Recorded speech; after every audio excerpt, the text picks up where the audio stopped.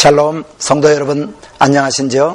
지난 한 주간도 주 안에서 평강하신 줄 믿습니다. 오늘 지난주에 이어서 우리는 신구약 뼈대 세우기 두 번째 시간 여러분들과 함께 공부하기를 원합니다. 오늘 우리가 특별히 포커스를 맞춰서 공부할 내용은 약속의 땅 이스라엘, 하나님께서 왜 이스라엘 백성들을 그 가나안 땅으로 인도하셔서 거기에서 이스라엘 백성들을 살게 하셨나, 성서 지리를 통해서 우리가 함께 공부하기를 원합니다. 자, 오늘 내용을 공부하기 이전에 먼저 지난주에 우리가 공부했던 내용들을 함께 리뷰해 보기를 원합니다. 지난주에 우리는 기본적인 시대 변천에 대해서 공부를 했었죠. 2000 BC, 1500 BC, 또 1000 BC, 500 BC, 그리고 제로 해서 그 각 시대별로 그 주요 인물들에 대해서 우리가 공부를 했습니다. 첫 번째, 2000 BC에는 아브라함을 우리가 기억하는 것이 좋겠다라고 말씀을 드렸고요. 그 다음에 1500 BC에는 여호수아, 1500 BC에는 여호수아, 물론 여호수아와 동시대의 사람이었던 우리 모세를 기억할 수도 있겠지만은 여호수아를 제가 특별히 택해서 여호수아를 기억하도록 했습니다. 그리고 세 번째는 1000 BC, 1000 BC에는 다윗, 그리고 500 BC에는 바사 나라와 함께 우리가 다니엘을 기억하는 것이 필요하다 말씀을 드렸습니다. 그리고 제로는 사실 BC와 AD의 중간 지점인 제로는 실제 존재하지 않습니다. 그러나 우리가 편의상 제로 해서 로마 시대, 예수님, 이렇게 5가지. 그래서요, 다시 한번 우리가 이 5가지에 대해서 한번 암기를 한번 하고 넘어가기를 원합니다. 그래서 첫 번째, 제가 이렇게 짚어드릴 때 우리 성도님들이 기억한 것을 한번 생각해 보세요. 그리고 자신이 스스로 한번 말씀해 보시기 바랍니다. 2000 BC 아브라함이 되겠죠. 1500 BC 여호수아가 되겠죠. 그 다음에는 1000 BC 다윗이 되겠습니다. 그리고 500 BC 다니엘, 그 다음에 제로 하면 로마 시대 때 예수님을 우리가 기억해야 되겠습니다. 그리고 이 2000과 1500 사이에는 500년의 기간이 있지만은 400년의 주요 사건이 있습니다. 그리고 1000과 500 사이에, 1500과 1000 사이에 400년의 주요 사건, 또 1000과 500의 주요 사건, 또 500과 제로의 400년의 주요 사건들이 있다고 말씀을 드렸는데, 이 400년씩의 그 주요 사건이 어떤 사건인가 우리가 함께 또 생각해 보기를 원합니다. 자, 2000과 1500 사이에는 400년의 종살이 기간이 있고, 또 1500과 1000 사이에는 400년의 사사시대가 있고요. 1000과 500 BC 사이에는 400년의 왕정시대가 있고, 그 다음에 500과 제로 사이에는 400년의 침묵 시기가 있다 말씀을 드렸습니다. 오늘 여러분이 지금 현재 보고 계시는 이 차트를 머릿속에 이렇게 넣으시기 바랍니다. 그래서 우리가 성경을 읽을 때 내가 읽고 있는 이 부분이 어느 시대 어디쯤 와 있는가 하는 것을 알고 성경을 읽는 것이 상당히 중요하죠. 자, 제가 짚어드릴 때 우리 함께 한번 자신이 스스로가 한번 말씀을 해보시기 바랍니다. 자, 2000과 1500 사이 400년 종살이, 그 다음에 1500과 1000 사이에 400년 사사시대, 네 맞습니다.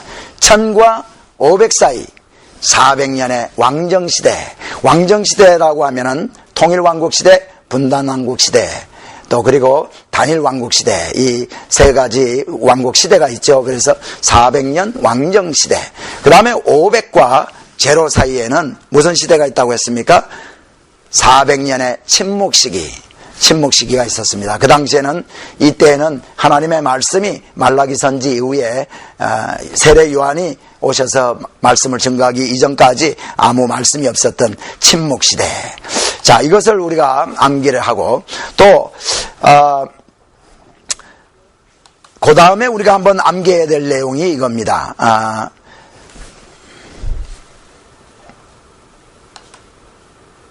자, 이스라엘의 역사는 이렇게 시간으로 이렇게 흘러갑니다. 그런데 우리가 성경에 보면은 창세기부터 계시록까지 내러티브, 이야기가 약 75%가 있다고 했습니다. 그래서 이 이야기 중심으로 되어 있는 성경을 우리는 역사서다 이렇게 얘기를 하고 있는데, 여러분이 이 성경을 읽으실 때 그 성경 책별로 시기별로 알아야 될 필요가 있습니다. 그래서 첫 번째는 우리가 창조, 하나님께서 창세기에 천지를 창조하시고 그 다음에 하와와 그 아담과 하와 이후에 족장들로 인한 그 족장 시대가 계속이 되고, 그 다음에 요셉이 애굽으로 종살이 감으로 말미암아 이제 시작된 종살이 시대. 그래서 첫 번째 창조, 족장 시대, 종살이 시대를 우리는 기억할 수 있죠. 근데 이 창조, 하나님이 천지를 창조한 것부터 시작해서 이제 종살이를 끝내고 가나안 땅으로 들어가기까지의 스토리를 기억한 책들이 모세오경이라고 합니다. 그래서 창세기, 출애굽기, 레위기, 민수기, 신명기 이렇게 5가지 책에 창조와 족장시대와 종살이시대에 관한 내용들이 이제 기록이 되어 있고, 두 번째 이제 이스라엘 백성들이 애굽 땅에서 나와서 가나안 땅으로 하나님께서 이제 인도해서 가나안 땅에 들어가게 됩니다. 그것을 우리는 가나안 정복시대, 그리고 사사시대, 가나안을 정복하고 이스라엘 백성들이 이제 가나안 땅에서 이렇게 살게 되는데, 그때 400년의 사사시대가 있게 됩니다. 이 당시에 있었던 스토리를 기억한 책들이 여호수아서, 사사기, 룻기 이렇게 3가지 책이 있게 됩니다. 그리고 우리가 세 번째로 기억해야 될 것이 왕정시대에, 다시 말하면 통일왕국과 분단왕국 시대를 다룬 사무엘 상하, 열왕기 상하, 역대 상하, 이 3가지 책을 우리가 알 수가 있죠. 자, 사무엘 상하는 사사시대의 마지막 사사인 사무엘로부터 어떻게 이스라엘이 사사시대로부터 왕정시대로 옮겨갔는가, 어떻게 왕을 이제 이스라엘에 세우게 됐는가 하는 것을 보여주고 있고요. 그 다음에 열왕기 상하와 역대 상하는 왕정시대의 스토리를 다루고 있습니다. 그런데 특별히 열왕기 상하는 북왕국인 이스라엘과 남왕국인 유다의 내용들을 쭉 이제 교차적으로 다루고 있고, 역대 상하는 다윗의 후손인 그 유다 왕국에 대해서만 쭉 이렇게 종교적인 측면에서 이렇게 다루고 있습니다. 그러므로 열왕기 상하와 역대 상하는 우리가 함께 이렇게 읽어볼 수가 있겠죠. 자, 그리고 네 번째 우리가 기억해야 될 것이 바로 포로 시대 및 귀환 시대. 다시 말하면 북왕국과 남왕국이 아수리아에 의해서 북왕국이 멸망당하고, 남왕국 유다는 바벨론에 의해서 멸망을 당해서 결국은 포로를 가게 됩니다. 그래서 포로로 가 있는 동안에 있었던 이야기와 그 다음에 바사왕 고레스 원년에 이제 이스라엘 백성들을 돌아가게 하죠. 그래서 칙령을 내려서 자기 나라로 돌아가게 하는데, 돌아가서 있었던 스토리들, 이스라엘 포로들이 이제 가나안 땅으로 돌아와서 있었던 스토리들을 기록해 놓은 책, 이 책들이 바로 포로 시대와 귀환 시대를 다루고 있는 에스라, 느헤미야, 에스더입니다. 그리고 포로 시대가 있고 나서는 이제 400년 정도의 침묵 시대가 있게 되고, 그 다음에 예수님이 로마 시대에 예수님이 오게 됩니다. 그래서 예수님의 일생을 다루고 어떻게 오셔서 어떻게 십자가에 죽으시고 참으로 승천하게 되었나 하는 내용을 다루고 있는 이 복음을 다루고 있는 내용들이 마태복음, 마가복음, 누가복음, 요한복음이고, 그 다음에 예수님이 승천하시고 나서 제자들이 이제 그 복음을 증거하는 내용들을 기록한 책이 사도행전입니다. 그래서 예수님과 초대교회 시대를 다뤘던 책들이 마태, 마가, 누가, 요한복음이고, 그 다음에 이 사도들의 그 사역을 다루고 있는 책이 사도행전입니다. 그리고 이제 우리는 바로 지금 그러니까 예수님이 2000년 전에 오시고 지금 우리가 2000년이 지난 시대에 살고 있는데, 우리가 기다리고 있는 것은 주의 날입니다. The day of the Lord. 주님이 오시는 그날을 이제 우리가 기다리고 있는 이 시대에 살고 있죠. 그런데 이것이 바로 조금 전에 제가 말씀드린 창세기부터 이제 마지막 주의 날까지의 스토리를 다룬 책들이 바로 창세기로부터 에스더까지, 그 다음에 마태복음부터 사도행전입니다. 이것을 역사서라고 하고요.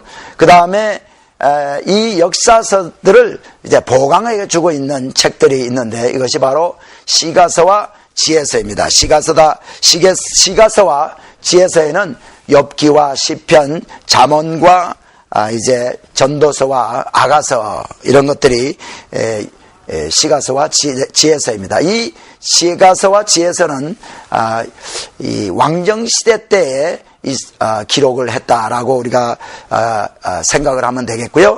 그 다음에 이제 있는 책들이 무슨 책이냐면 예언서, 대선지서, 소선지서. 이것은 포로 시대와 또 분단왕국 시대 때 주로 선지자들을 통해서 하나님께서 하신 말씀을 기록한 책이 예언서죠.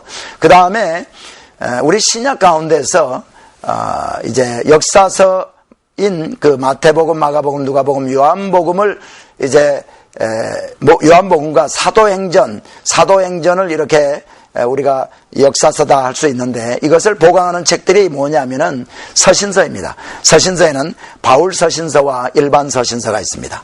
그리고 마지막에 주의 날에 대해서 기록하고 있는 책이 예언서인 요한계시록이 되겠습니다. 여러분이 보고 계시는 이 도표 하나를 여러분 머릿속에 기억하고 계시면은요, 모든 창세기부터 창출, 레민신, 그 다음에 수삿, 룻, 여수아기, 사사기, 룻기로부터 해서 모든 역사서와 함께 그 다음에 시가서, 예언서, 서신서가 어떻게 이렇게 짜여져 있는가, 어떻게 짜여져 있는가 하는 것을 잘 보여주는 도표입니다. 이것을 머릿속에 기억을 해 두시기를 바랍니다.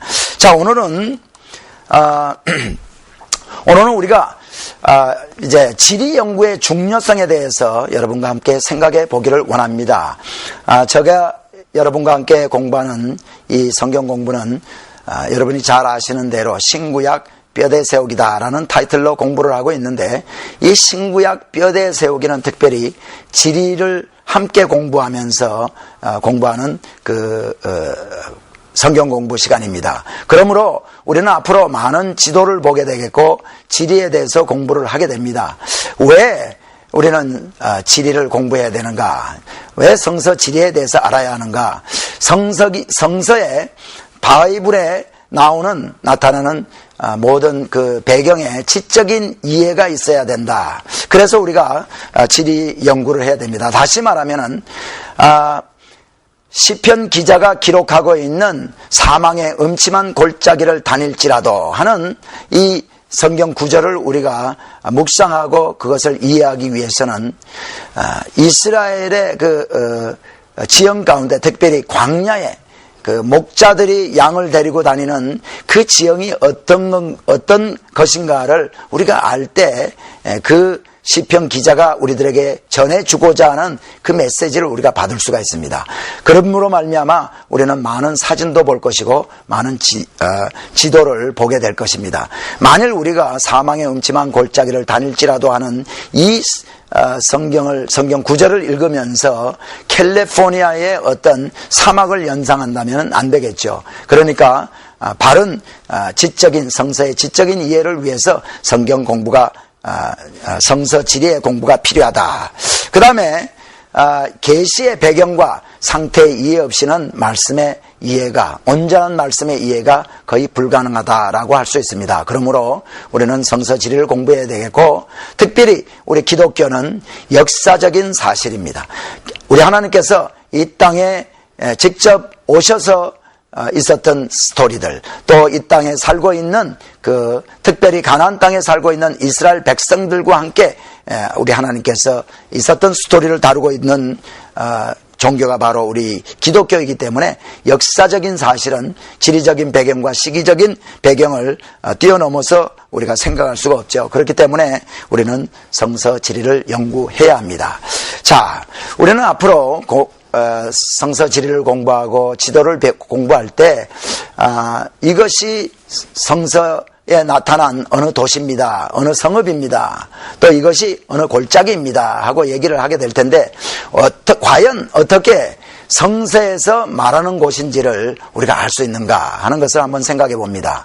자, 고대 문헌에 나타나 있는, 다시 말하면은 우리가 성서에 나타나 있는 그 성읍이라든가 도시가 다른 고대 문헌에도 많이 나타나 있기 때문에 우리는 짐작을 하고 추리를 할 수 있다.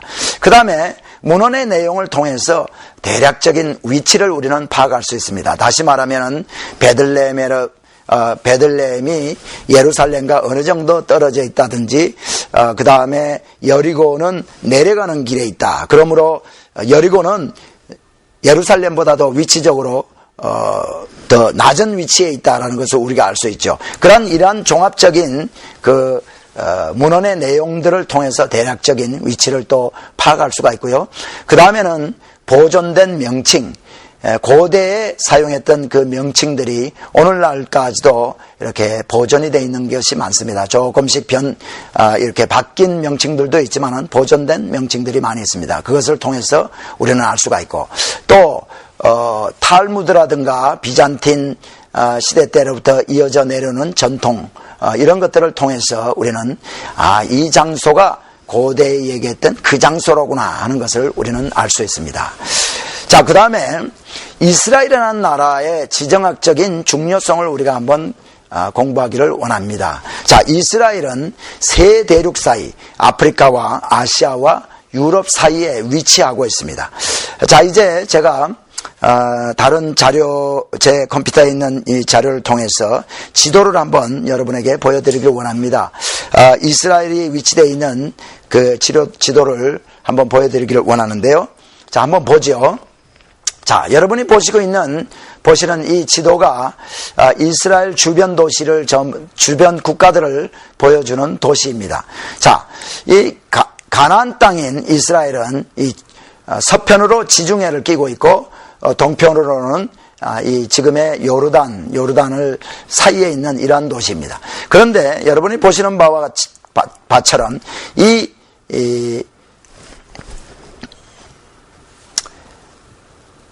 가나안 땅은 유럽, 터키의 이 서편은 바로 지금의 현재 이 이스탄불을 지나면 여기를 유럽이라고 그러죠. 그래서 유럽 대륙과 또 그 다음에 아시아 대륙, 아시아와 아프리카를 연결시켜주는 이 세 대륙 사이에 위치하고 있습니다. 그러므로 말미암아 이 대륙이 유럽에서도 아프리카를 가기 위해서는 꼭 이 가나안 땅을 거쳐가야 되고요. 아프리카에서 아시아를 가기 위해서도 이 가나안 땅을 꼭 거쳐가야 됩니다. 왜냐하면 이 가나안 땅의 동편인 여기에는 사막이기 때문에, 아라비아 사막, 이 사막이기 때문에 사람들이 고대에는 갈 수가 없었습니다. 그렇기 때문에 이 가나안 지역, 가나안 땅은 상당히 지정학적으로 중요합니다. 상업을 하는 사람들도 꼭 거쳐가야 됐고, 전쟁을 하기 위해서 유럽에서, 다시 말하면은 우리 마게도니아 알렉산더 대왕이 아프리카를 정복하기 위해서 갈 때에도 꼭 가나안 땅을 거쳐가야 합니다. 그렇게 이 가나안 땅은 지정학적으로 중요한 그러한 위치에 있습니다. 사막과 바다 사이에 있는 이러한 땅인데, 이것을 우리는 랜드 브리지다. 랜드로서 참 브리지다 하면은 강을 건너기 위해서는 다리를 건너가야죠. 그와 마찬가지로 이 대륙에서 다른 대륙으로 갈 때 꼭 거기를 지나가야 되기 때문에 랜드 브리지다라는 그러한 말을 사용을 합니다. 자, 보시는 바와 같이 사막과 바다 사이에 있기 때문에 여행하거나 통상을 하거나 또 전쟁을 할 때 상당히 중요한 그 지정학적인 중요한 위치다 하는 것을 우리가 알 수가 있고요. 자, 그 다음에 하나님께서 어떻게 이 이스라엘 백성들이 있었던 가나안 땅을 사용하셨는가 하는 것을 우리가 한번 보기를 원합니다. 이 땅이 지금 조금 전에 지정학적으로 상당히 중요한 위치에 있다고 했죠. 그렇기 때문에 강대국들이 이 땅을 탐합니다. 강대국들이 이 땅을 이제 정복을 해서 다른 지역에 정복하기 위한 발판으로 사용하려고 하는 그런 마음들을 갖게 되죠. 그래서 강대국들이 이 땅을 탐하게 함으로 말미암아 궁극적으로 이스라엘 백성들이 하나님만을 바라보게 하기 위해서 이 하나님께서 특별히 가나안 땅에 이스라엘 백성들을 이렇게 집어넣었다 하는 것을 볼 수가 있습니다. 그리고 그러한 땅에 있기 때문에 하나님께서 이 불신앙을 하고 있는 이스라엘 백성들을 징계하기를 얼마나 쉽게 징계할 수가 있다는 겁니다. 우리가 성경 말씀을 한번 보면은 신명기 4장 27절에 보면은 여호와께서 너희를 열국 중에 흩으실 것이요 여호와께서 너희를 쫓아보내실 그 열국 중에 너희의 남은 수가 많지 못할 것이며 하는 말씀을 우리가 보아도 알 수가 있고요. 또 신명기 28장 63절부터 64절에도 보면은 이왕에 여호와께서 너희에게 신을 행하시고 너희로 번성케 하시기를 기뻐하시던 것과 같이 이제는 여호와께서 너희를 망하게 하시며 멸하게 하시기를 기뻐하시리니 너희가 들어가 얻는 땅에서 뽑힐 것이요 여호와께서 너를 땅 이 끝에서 저 끝까지 만민 중에 흩으시리니 내가 그곳에서 너와 내 열조에 알지 못하던 목석 우상을 섬길 것이라. 다시 말하면 이 이스라엘 백성들이 하나님만을 온전히 섬기면은 그 가나안 땅에서 살 수가 있지만은 그렇지 못할 때에는 불신앙에 대한 그 징계를 할 거다. 그래서 열국 중에 하나님께서 너희들을 흩어서 귀양가게 해서 살게 할 것이다 라는 그러한 말씀입니다. 이처럼 불신앙에 대해서 이스라엘 백성들을 징계하기가 너무나 좋습니다. 그렇기 때문에 하나님께서 애굽이라든가 또는 메소포타미아 지역이라든가 상당히 비옥하고 참 하나님 없이도 살기 좋은 그런 풍요로운 곳이 많이 있음에도 불구하고 하나님께서는 특별히 가나안 땅에다가 이스라엘 백성들을 이렇게 집어넣어서 살게 하시는 겁니다. 다시 말하면 이스라엘 백성들을 손쉽게 다스릴 수 있는 그러한 곳에 위치하게 했다 하는 것을 우리는 알 수 있죠. 그 다음에 믿음을 증명할 좋은 지역입니다.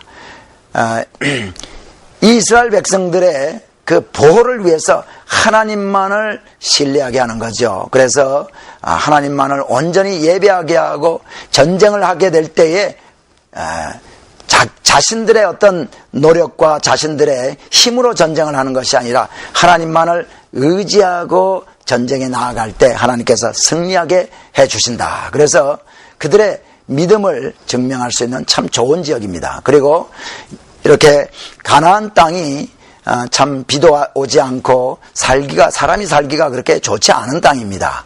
그런 땅에 이스라엘 백성들을 놓으신 이유는 매일매일의 필요를 공급받기 위해서는 하나님만을 의지하고 하나님만을 섬기게 하기 위한 것이죠. 우리 마태복음 6장 11절에도 보면은 여러분 오늘날 우리에게 일용할 양식을 주옵시고 우리가 주기도문의 일부이죠. 우리가 참 이 세상에 사는 동안에 하나님만을 의지하고 하나님께 우리의 모든 필요를 공급받기 위해서는 참으로 우리가 너무나 물질적으로나 모든 면이 풍요롭고 모든 것이 잘 된다면은 참 하나님 없이도 살 수 있다는 마음이 우리 가운데 있게 됩니다. 그와 마찬가지로 이스라엘 백성들을 그 가나안 땅에 두게 된 이유는 하나님만을 의지하고 필요를 공급받기 위해서 그것을 통해서 또 하나님이 영광을 받으시는 거죠. 참 지상에서의 삶이 우리가 영원하지 않다 하는 사실도 이제 알게 하기 위해서 이스라엘 백성들을 이 가나안 땅으로 넣은 것입니다. 만일 이스라엘 백성들이 좋은 땅, 하나님 없이도 사는 땅, 하나님께 기도하지 않고 하나님께 매달리지 않아도 비가 참 잘 오고 또 농사도 풍요롭게 지어지는 그러한 곳에서 있다면 하나님 없어도 살 수 있다 하는 마음들이 들어서 하나님을 배신할 수가 있겠죠. 그래서 하나님께서는 특별히 이스라엘 백성들을 이러한 땅에 넣은 겁니다. 그러면 여러분 이스라엘 백성들을 거기에 넣은 첫 번째 목적은 이스라엘 백성들을 통해서 이 하나님이심을 만방에 알리기 위한 겁니다. 그렇기 때문에 온전히 이스라엘 백성들은 그 하나님만을 신뢰해야 되는 거죠. 자, 오늘날 우리가 복음을 증거하다 보면 예수님을 증거하다 보면은 사람들이 이런 얘기를 합니다.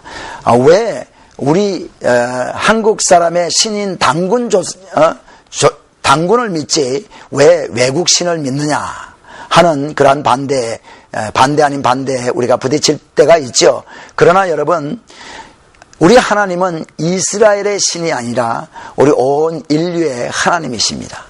그리고 하나님께서 이스라엘 백성들을 하나님의 백성으로 택한 데에는 오늘날 이스라엘 백성들을 통해서 하나님이 하나님이심을 알게 해서 많은 이방 민족들이 우리와 같은 주님을 알지 못하고 하나님을 알지 못한 민족들을 하나님께서 구원하시기 위해서, 우리를 하나님의 백성으로 삼으시기 위해서 그저 이스라엘 백성들을 도구로 사용하신 것이죠.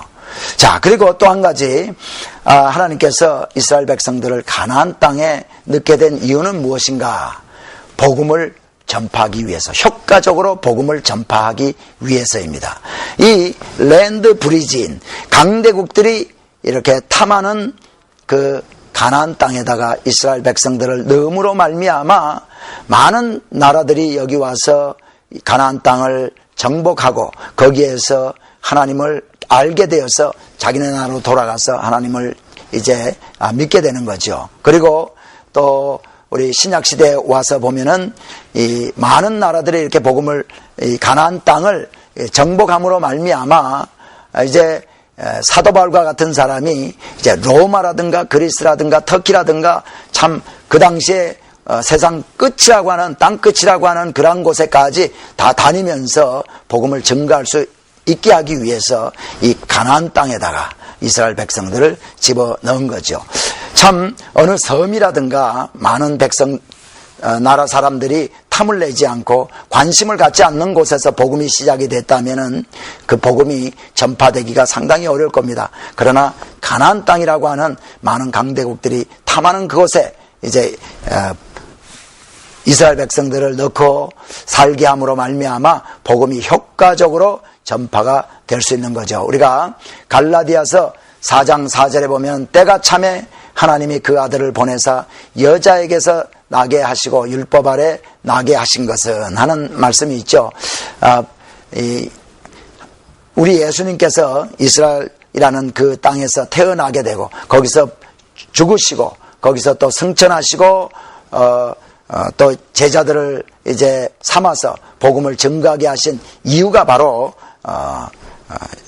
여기에 있다는 것을 우리가 알 수 있습니다. 자, 그런데 이 이스라엘 땅, 가나안 땅에 대해서는요, 그 명칭이 많이 있습니다. 가나안 땅에 대한 명칭이 많이 있는데, 첫 번째 르반트라는 명칭이 있고, 두 번째 가나안이라는 명칭이 있습니다. 이 가나안이라는 명칭은 퍼플, 보라색이다, 보라라는 색이 있죠. 근데 우리 이스라엘의 그 위쪽에 보면은 시돈과 두로가 있는 지역이 있습니다. 이 지역을 베니게라고 그러죠. 베니게. 근데 그리그로 페니시안인데 이 말이, 이 의미가 바로 퍼플이라는 의미입니다. 그래서 그 지역을 가나안이라 그렇게 부르고, 또 팔레스타인이다 하는 명칭이 있습니다. 오늘날 팔레스타인과 이스라엘이 참 갈등을 많이 겪고 있는데요. 이 가나안 땅에 바로 팔레스타인 민족들, 팔레스틴이 살고 있죠. 이 팔레스틴은 이제 바닷사람인데 이 가나안 땅을 팔레스타인이라고도 이제 부르고, 그 다음에 또 이 가나안 땅을 약속의 땅이라고도 부릅니다. 약속의 땅, promised land, 약속의 땅, 하나님께서 아브라함에게 약속하신 그 약속의 땅, 그래서 약속의 땅이라고도 부르고, 또 holy land, 하나님께서 특별히 택하시고 하나님께서 오셔서 역사하신 그러한 땅이다. 그래서 성지다, 홀리랜드다 그렇게 말하기도 합니다. 그리고 성경에 보면은 이 가나안 땅에 대한 명칭으로 요단 2편, 요단 저편이라는 말이 있습니다. 시스 조던, 또 트랜스 조던. 그러니까 그 요단 2편, 요단 저편이라고 얘기하는 사람, 그분이 요단강 서편에 있느냐, 요단강 동편에 있느냐에 따라서 요단 동편에 있으면서, 그러니까 다시 말하면 요단강을 건너가기 직전인 그 요단 동편에 있으면서 요단 2편이다 하면은 요단 동편을 얘기하는 거가 되겠죠. 그러나 이미 요단강을 건너가서 서편에 있으면서 요단 이편이다 하면은 그때는 서편, 요단 서쪽을 의미하게 될 것입니다. 그래서 랜드 비트윈, 우리가 랜드 비트윈, 다시 말하면은 지중해와 또 사막 사이에 있는 이 땅에 대한 명칭이 르반트, 가나안, 이스라엘, 팔레스타인, 또 약속의 땅, 성지, 이런 명칭들이 있습니다. 그러니까 성경에서 이런 명칭이 나오면 바로 그것이 우리가 이스라엘 땅을 얘기한다라고 생각하면 되겠습니다. 자, 일반적으로 우리가 이스라엘에 대해서 이스라엘이 어느 정도 사이즈가 되는가 우리가 한번 알아야 될 필요가 있겠습니다. 성경에 보면은 이 약속의 땅, 하나님께서 이스라엘 백성들에 주신 이 땅을 부를 때 단에서부터 부엘세바까지다, 단에서부터 부엘세바까지다라고 말을 많이 합니다. 그런데 갈릴리 바다 북쪽에 있는 단에서부터 이제 저 밑에 부엘세바까지 거리가 얼마나 되는가 하면은요, 한 140마일 정도밖에 되지 않습니다. 그러니까 가나안 그 땅이 그렇게 큰 땅이 아니죠. 그 다음에 요단강으로부터 지중해까지 서편인 지중해까지 경계에 이렇게 땅이 이렇게 패러를 하게 돼 있지 않고 경사가 이렇게 졌지만은 그저 여리고 있는 그곳 요단강부터 지중해까지를 이렇게 재면 에버리지 한 45마일 정도 된다라고 생각하면 되겠습니다. 그러므로 북쪽에서 남쪽까지는 140마일, 그리고 요단강에서부터 서편 그 지중해 경계까지가 약 45마일. 그러니까 그렇게 큰 나라가 아니죠. 우리 한국어로 말하자면은 강원도 땅과 비슷한 사이즈가 됩니다. 그러므로 우리가 이제 이스라엘 성경책을 보면서 가나안 땅 이스라엘에 대해서 우리가 공부를 하게 될 때 그저 머릿속에 상상하는 것이 단에서부터 부엘세바까지가 한 140마일, 그 다음에 요단강으로부터 지중해까지가 45마일. 그래서 강원도 사이즈만 하다라고 생각하고 이제 함께 공부를 해야 되겠습니다. 그런데요, 이렇게 가나안 땅이 작은 땅임에도 불구하고 참 그 이 작은 땅에 특징들이 다 있습니다. 다시 말하면은 참으로 지리적으로 다른 특성들을 가진 그러한 그 부분들이 너무나 많이 있어요. 그렇기 때문에 또 앞으로도 제가 말씀을 드리겠지만은 이스라엘은 통일이 참 힘든 나라입니다. 너무나 기후적으로나 지형적으로 틀린 곳들이 너무나 많이 있기 때문에 지금까지 솔로몬과 다윗 시대 그리고 사울 이 시대에 통일된 이후에 거의 통일이 되지 않고 있습니다. 자, 오늘 우리가 또 한 가지 공부하고 넘어가야 될 것이 있습니다. 이스라엘 지도를 볼 때 우리가 도로에 대해서 좀 알아야 될 필요가 있습니다. 성경에 나오는 이 도로들은 거의 다가 비포장 도로입니다. 다시 말하면은 우리 로마 시대 때 보면은 로마 사람들이 돌을 깎아서 돌을 이제 바닥에다 놓고 도로를 잘 닦았습니다. 그러나 이스라엘 특별히 우리 구약 시대에 나오는 도로들은 그저 맨 흙으로 된 비포장 도로인 것을 우리가 생각해야 될 필요가 있고요. 그 다음에 고대 도로인지를 어떻게 알 수 있는가? 오늘날도 보면은요, 그 당시에 쓰고 있던 고대 도로들을 그대로 쓰고 있는, 다시 말하면 요즘은 거기다 포장을 다 했지만은요, 아직도 고대에 사용하던 그 위치를, 그 도로들을 포장해서 다시 사용하고 있습니다. 왜 그런가 하면은 이 고대에는 걸어 다니고 또 낙타를 타고 다니고 했기 때문에 될 수 있는 대로 저항이 적은 그러한 길을 이렇게 택하게 되죠.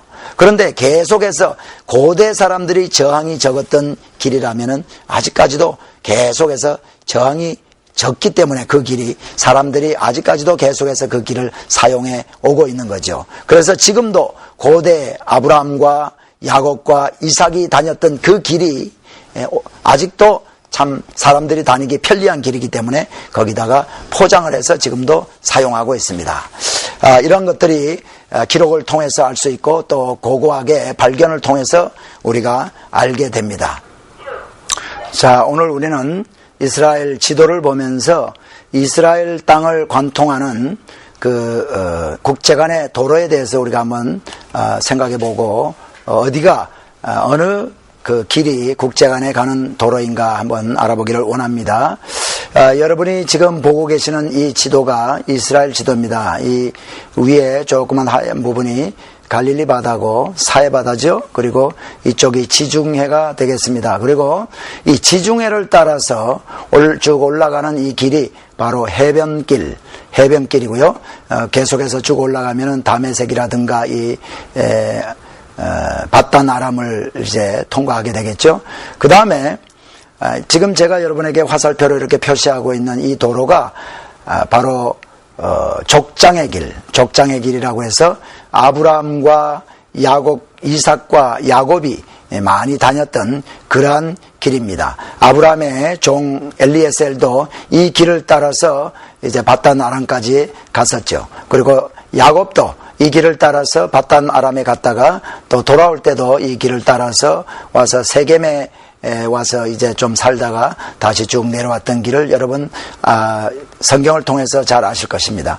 그 다음에 또 한 가지 길을 우리가 알아야 되는 것은 이 왕의 대로라는 길입니다. 이스라엘 백성들이 애굽에서 나와서 가나안 땅에서 있다가 이제 이 가나안 땅으로 이제 들어가기 위해서 에돔을 지나가기를 원했습니다. 그래서 에돔 왕에게 우리가 왕의 대로로 지나가기를 원합니다. 좀 지나가게 해주세요 했던 길이 바로 왕의 대로. 그리고 에돔 왕이 허락하지 않음으로 말미암아 이스라엘 백성들이 이제 저 밑에까지 홍해 있는 데까지 내려갔다가 다시 올라와서 가는 길이 무슨 길이냐면 광야길. 왜 이 길을 광야길이라고 하는가 하면은 여기는 사막입니다. 이 길이 사막을 통과해서 가기 때문에 광야길입니다. 그래서 이것이 광야길, 그 다음에 왕의 대로, 그 다음에 족장의 길, 해변길 해서 이렇게 메이저 라웃이 이렇게 있습니다. 자, 성경에 과연 어떻게 이제 해변길, 왕의 대로, 광야길인데 왕의 대로를 이제 기록하고 있는 성경 구절을 우리가 한번 찾아봅니다. 민수기 20장 17절에 보면은 제가 읽어드리죠. 청컨대 우리로 당신의 땅을 통과하게 하소서. 우리가 밭으로나 포도원으로나 통과하지 아니하고 우물물도 공이 마시지 아니하고 우리가 왕의 대로로만 통과하고 당신의 지경에서 나가기까지 좌편으로나 우편으로나 치우치지 아니하리라 한데, 이렇게 이스라엘 백성들이 이제 에돔 왕에게 우리가 왕의 대로만 통과하고 물을 마셔도 거저 마시지 않고 돈을 내고 마시겠습니다 했던 그 길이 바로 왕의 대로죠. 또 21장 22절에도 왕의 대로에 대한 이야기가 있지만 찾아보지는 않고 광야길에 대해서 한번 찾아보죠. 신명기 2장 8절에 보면 우리가 세일산에 거하는 우리 동족 에세의 자손을 떠나서 아라바를 지나며 엘락과 에시온게벨 곁으로 지나 행하고 돌이켜 모압 광야길로 진행할 때, 광야길, 이 길이 아까 제가 말씀드렸던 그 광야길입니다. 자, 이런 도로들이 이스라엘 땅을 관통하고 있는 국제간의 도로입니다. 자, 제가 여러분에게 지금 또 이렇게 보여드리는 이 도표는 이스라엘을 지형적으로 높낮이를 이렇게 보여줄 수 있는 그런 도표입니다.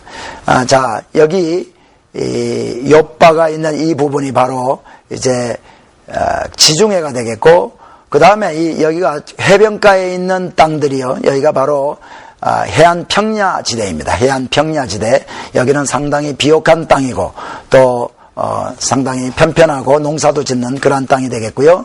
그 다음에 예루살렘과 이 에브라임 그 산지, 이 산지들이 있는 이곳이 바로 이 중부 고원지대다. 이스라엘의 가장 높은 지역들입니다. 그리고 동편으로 더 가면은 요단 계곡지대가 있습니다.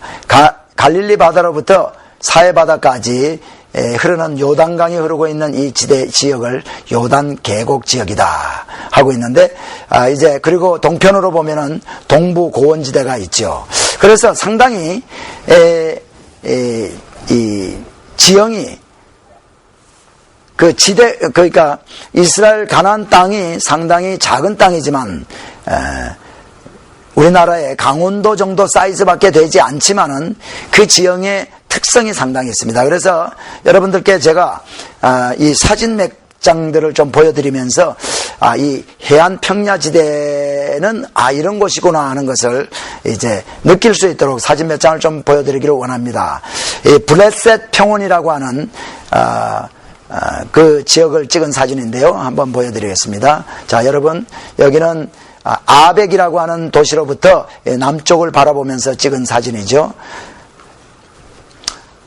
상당히 평야지대입니다. 이 아벡이라는 곳은 나중에 우리가 사무엘상을 공부할 때 공부하겠지만, 블레셋들이 이제 이스라엘과 전쟁하기 위해서 아벡에 와서 진치고, 또 이스라엘 백성들은 에베네셀에 와서 진쳤다 하는 그 도시가 바로 아벡인데, 아벡에서부터 남쪽을 바라보면서 블레셋 평원을 찍은 사진입니다.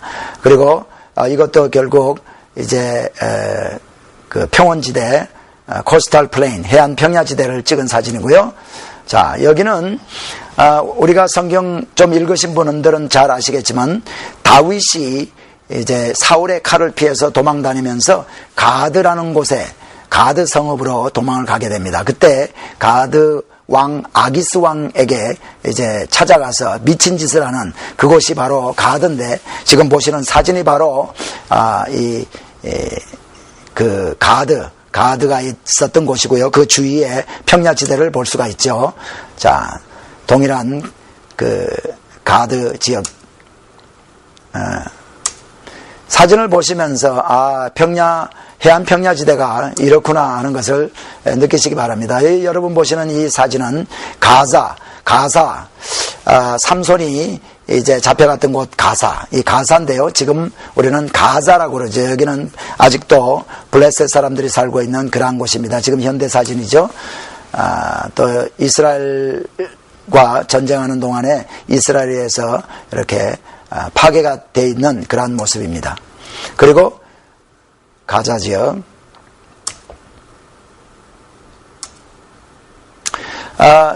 이 사진은 아스글론, 영어로 말하면은 에시켈론이라고 하는데요.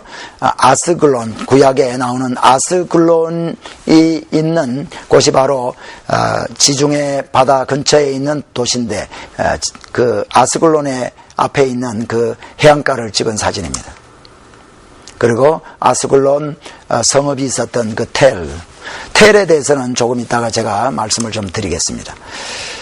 그리고 아스돗에서 이제 북쪽으로 좀 바라보면서 찍은 사진입니다. 아스돗, 그리고 자파 비치, 여기도 이제 해안 평야지대를 찍은 사진이죠. 그리고 이거는 자파로부터 이제 텔아비브를 찍은 전경 사진입니다. 자, 여러분이 이 도표를 보면서 이 도표의 단면을 제가 좀 보여드리기를 원합니다. 그래야 여러분이 이스라엘의 그 단면, 어디가 높고 어디가 낮고 땅이 어떻게 생겼구나 하는 것을 알게 해드리기 위해서 단면 사진을 제가 보여드립니다. 자, 여기가 지금 서편인데, 욥바가 있는 서편이고, 이쪽은 물론 지중해가 되겠죠. 그 다음에 이 동편은 지금의 요르단이 여기가 있습니다. 그리고 중간에 여기 낮은 부분이 사해바다가 있는 부분이고, 예루살렘은 상당히 높은 지역이죠. 그래서 여리고는 어느 정도 위치에 있는가 하면은, 여리고는 지금 제가 화살로 표시하는 이 정도 위치에 높이에 여리고가 있습니다. 그러므로 성경에 보면은 예루살렘에서 여리고로 내려가는 도중에 어느 한 사람이 이제 강도 맞은 스토리가 나오죠. 그리고 선한 사마리아인이 그 강도 맞은 사람을 도와주지 않습니까? 그럴 때 그 성경에 보면 여리고로 내려가는 길에 왜 내려가는 길인가? 위치적으로 여리고는 예루살렘으로부터 내려가는 낮게 있기 때문에 내려가는 길이다. 그래서 성경을 이렇게 지형을 알고 지도를 알게 될 때 성경이 더욱더 재미있어집니다. 또 어떤 분들은 이 성경 구절 선한 사마리아인의 비유를 말하면서 내려가는 길이다. 내려가는 길에 강도를 맞았다. 그러므로 우리는 내려가는 신앙생활을 하면 되지 않습니다. 항상 우리는 참 독수리가 하늘로 창공으로 힘차게 올라가는 것처럼 올라가는 신앙생활을 해야지 내려가는 신앙생활을 하면 안 됩니다 하고 이 성경 구절 가지고 말씀하시는 분들도 있죠. 그러나 실제 물론 우리는 올라가는 신앙생활을 해야지 내려가는 신앙생활을 하면 안 되겠죠. 하지만은 여기에 나오는 예루살렘에서 여리고로 내려가는 길에 강도 맞은 사람은 이분이 내려갔기 때문에 강도 맞은 것이 아니고 여리고는 어차피 위치적으로 낮기 때문에 내려가는 길에 있을 수밖에 없습니다. 그러니까 좀 이런 그 성경 구절을 가지고 내려가는 길로 가면 안 됩니다라고 해석을 한다면은 좀 무리가 있다 말씀드릴 수가 있죠. 그리고 이 느보산, 우리 느보산은 제가 이 느보산을 보여드리기 위해서 이 단면을 보여드리는 것이 아니라 이스라엘에 이렇게 동서로 이렇게 잘라서 보여드림으로 말미암아 필링을 가질 수 있도록 하기 위해서입니다. 이 느보산은 모세가 가나안 땅에 들어가기 이전에 참 가나안 땅 바라보기만 하고 죽었던 그 장소가 바로 느보산입니다. 그리고 사해바다는요, 사해바다는 바다보다도 해수면보다도 상당히 낮습니다. 이 1300피트 정도가 낮은 곳이 바로 사해고, 갈릴리 바다도 이 해수면보다도 약 700피트가 낮은 곳이 바로 갈릴리입니다. 그래서 이 사해바다로부터 갈릴리까지는 옛날에 오래전에 이 지진의 그 단층 형상에 의해서 이렇게 땅으로 푹 꺼지는 바람에 이렇게 났습니다. 그래서 이 요단 계곡 지역은 다른 지역에 비해서 상당히 이렇게 해수면보다 낮기 때문에 겨울에도 일기가 온화하고 거기는 비도 많고 물이 많습니다. 그래서 요단 지역을 이렇게 바라보면은 상당히 광야, 유대 광야를 바라보던 사람들이 요단 계곡 지역을 바라보면 상당히 사람들이 살만하고 탐이 나는 그러한 지역이죠. 그래서 우리가 잘 아는 대로 아브람과 롯이 이제 참 소유가 많아지게 되었을 때 아브람이 롯에게 내가 먼저 택하라, 내가 우하면 내가 좌하고 내가 좌하면 내가 우하리라 했을 때 롯이 요단 들판을 바라보니까 물도 많고 참 사람 살기가 좋은 것 같아서 에덴 동산 같기도 하고 또 애국 같기도 해서 그 요단 계곡을 지역을 택해서 소돔에 들어가서 이렇게 살게 된 것을 우리는 압니다. 자, 이제 또 그 다음 슬라이드로 한번 넘어가겠습니다. 자, 지역의 구분. 아까 제가 이스라엘 모형을 이렇게 보여드리면서 해안 평야 지대도 좀 보여드렸고, 또 그 다음에 이스라엘 골짜기가 있습니다. 이스라엘 골짜기 앞으로 우리가 지도를 통해서 많이 보게 되겠지만 이스라엘 골짜기, 그 다음에 웨스턴 마운틴이라고 하는 그 서부 산지, 그 다음에 평지도 있고 평야도 있고, 또 서던 윌더네스라고 해서 광야, 유대 광야가 있고요, 요단 계곡, 동부 고원지대, 이렇게 많은 지역이 이렇게 여러 그 특성으로 나눌 수가 있습니다. 그래서 비록 작은 땅이지만은 어디에 가 있느냐, 그 땅이 어디에 있는 땅이냐에 따라서요 참 특성이 무척 다릅니다. 그래서 앞으로 우리가 공부를 하면서 신구약 뼈대 세우기를 해 나가면서 성경을 이렇게 이 사진들과 지도를 보면서 이제 공부를 하게 되면은 이 지역에 대해서 특성들을 알게 될 것입니다. 자, 지역의 다양성, 이렇게 지역이 다양함으로 말미암아 제가 조금 전에 말씀드린 대로 해안 평야지대라든가 또 서부 산지라든가 동부 산지라든가 또 요단 계곡 지역이라든가 이렇게 이 지역이 다양함으로 말미암아 이스라엘 역사는 통일이 되지 않고 부족 정치를 계속해 왔다 하는 것을 알 수 있습니다. 가나안 정복 시에도 보면은요, 거기에는 아모리와 브리스와 히위와 기르기스와 헷과 가나안과 여부스 이렇게 많은 족속들이 그 땅에서 살았습니다. 그리고 앞으로 우리가 지도를 통해서 알게 되겠지만 단이라는 곳과 시도는 실제 거리가 약 25마일 거리밖에 되지 않았지만은 상당히 다른 아주 특성을 가지고 사람들이 살았습니다. 그리고 이스라엘의 지파들의 그 특징을 유지할 수 있었던 것이 이렇게 지역이 다양했기 때문에 서로 혼합해서 이렇게 문화가 혼합되지 않고 지파들의 특성을 유지할 수 있었다. 그 다음에 다윗과 솔로몬의 통일 왕국이 유지하기가 상당히 힘들었습니다. 그래서 사울 이후에 솔로몬 왕까지 한 120년 정도였었는데 그 당시에 참 여러 지역으로부터 많은 공격도 받고 통일 왕국을 유지하기가 힘들었죠. 그 다음에 예수님 당시에도 보면은 예수님 당시에도 이 이스라엘 가나안 지역이 참 헤롯 대왕이 죽고 나서 헤롯 안디바스와 빌립과 또 다른 이 지역으로 예를 들면은 데가볼리와 사마리아 이런 지역으로 이렇게 나누어져 있었던 것을 우리가 봅니다. 오늘날도 보면은 아랍 족속, 모슬렘 아랍과 또 아랍 기독교인들, 또 기독교인들, 두루즈인들 이렇게 많은 인종의 다른 인종들이 살면서 통일이 지금도 되지 않고 있습니다. 세상적인 유대인이 있는가 하면은 또 베두인 지금 이렇게 종교적인 유대인들도 지금 이렇게 살고 있고 서로 이렇게 특성들을 유지하면서 살고 있습니다.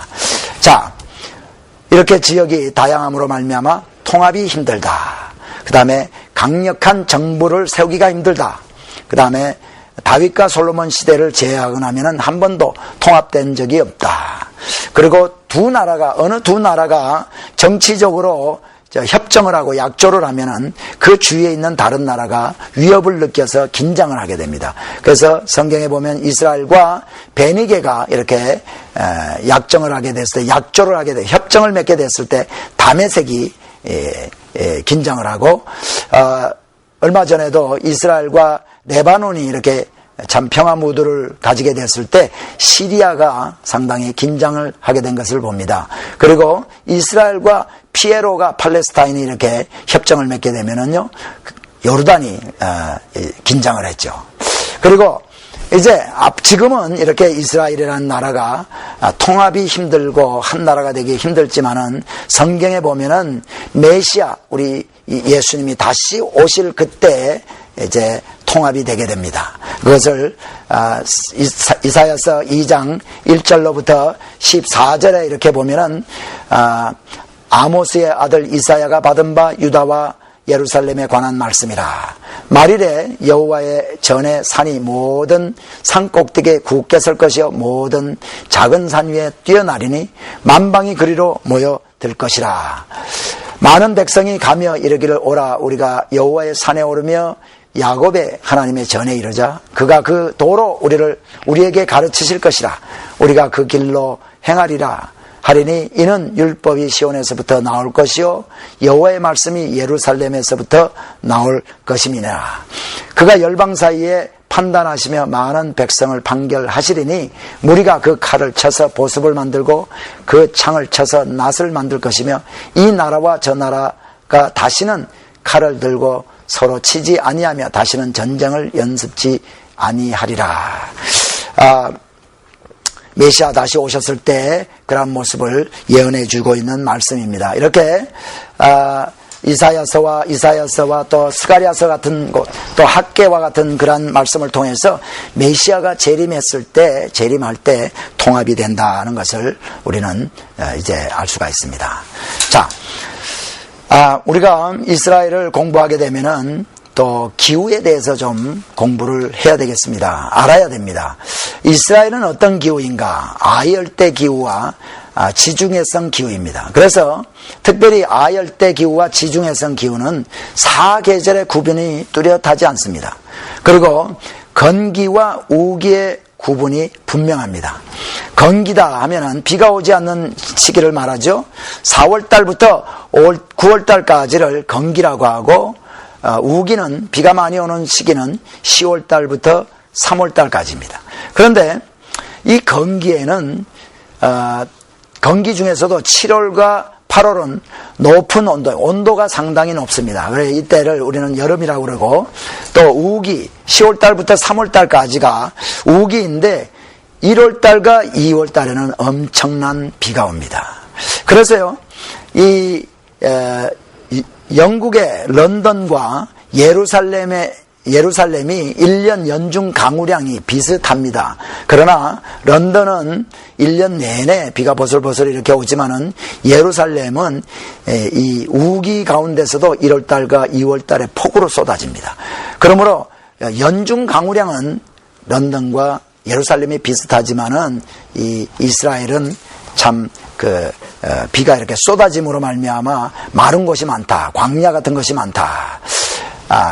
자, 그런데 건기에 대해서 우리가 조금 더 상세하게 짚어보면은 4월달부터 9월달까지가 건기인데, 성경에 보면은 늦은 비, 이른 비라는 말이 나오죠. 늦은 비는 무언가 건기가 시작되었음에도 불구하고 비가 올 때, 다시 말하면 건기는 4월달부터 9월달까지인데 4월달 초나 4월달에 비가 온다면은 그것은 늦은 비가 됩니다. 이미 3월달에 끝쳐야 되는 비가 4월달까지 오니까 그것은 늦은 비가 되고, 이제 9월달까지가 건기인데, 그러니까 9월달에는 비가 오지 않아야죠. 그런데 9월달에 비가 온다면은 이 비는 이른 비입니다. 이 늦은 비와 이른 비는 이제 모종을 하고 추수를 하는데 상당히 좋습니다. 그렇기 때문에 하나님께서 때에 따라서 때에 맞춰서 늦은 비를 주시고 이른 비를 주신다 하는 말씀이 성경에 많이 나오죠. 그러므로 우리가 기후에 대해서 이렇게 알 필요가 있습니다. 4월달부터 9월달까지는 건기고 10월달부터 3월달까지는 우기다. 그런데 이 건기에 보면은 그러니까 해변 지역을 제외하고 나면은 거의 습기가 없습니다. 맑고 청명하고 태양열 반사가 많고 일교차가 심하고 이슬이 이제 1년에 약 260일 정도가 이슬이 내립니다. 목축과 이 농경에 최소한의 수분을 제공하죠, 이 이슬이. 그렇기 때문에 이슬이 내리지 않으면 가뭄의 피해가 많이 있게 됩니다. 그래서 이슬이 내리는 것도 하나님이 이렇게 내려주셔야 이제 이슬이 내리기 때문에 이스라엘 백성들이 하나님 앞에 이제 엎드려서 기도하고 하나님을 잘 섬기면은 이슬을 내려주시고 때에 맞춰서 늦은 비를 주시고 또 이른 비를 주셔서 농사를 잘 짓게 하는 거죠. 열왕기상 17장 1절 말씀을 우리가 한번 보기를 원합니다. 길르앗에 우거하는 자 중에 디셉 사람 엘리야가 아합에게 고하되 나의 섬기는 이스라엘 하나님 여호와의 사심을 가르쳐 맹세하노니 내 말이 없으면 수년 동안 우로가 있지 아니하리라 하니라. 여기에 이 우로라는 말이 이 이슬을 내려주지 않는다. 그러니까 이 성경 말씀에 이런 그 이슬에 대한 얘기가 또 많이 나오고 있습니다. 자,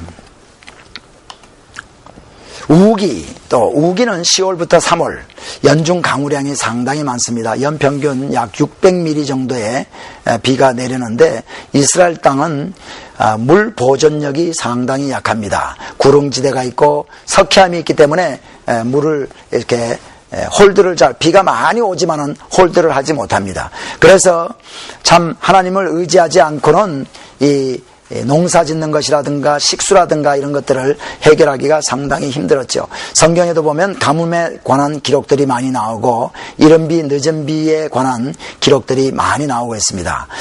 그리고 아까도 제가 말씀드렸지만 대부분의 비는 집중호우로 내린다 하는 것을 알 수 있습니다. 지금까지 우리는 약속의 땅 이스라엘에 대해서 우리가 좀 객관적인 것을 우리가 좀 알아보았는데요. 다음 시간에는 이제 그 고고학에 대해서, 성서 고고학에 대해서 잠시 우리가 알아보고 창세기, 출애굽기, 레위기, 신명기를 통해서 성경으로 직접 들어가게 되겠습니다. 오늘까지 공부한 것은 조금 지루한 감이 좀 있었는지 모르지만은 여러분 우리가 계속해서 공부할 때 이것을 좀 지루하고 좀 학구적인 이런 면이 있지만은 이것을 우리가 알 때 성경을 더욱더 잘 이해가 된다. 그렇게 생각하시고 또 열심히 함께 공부하기를 원합니다. 다음 주 이 시간에 다시 찾아뵐 것을 약속드리고 오늘 우리 공부하는 것을 여기서 마치겠습니다. 안녕히 계시기 바랍니다.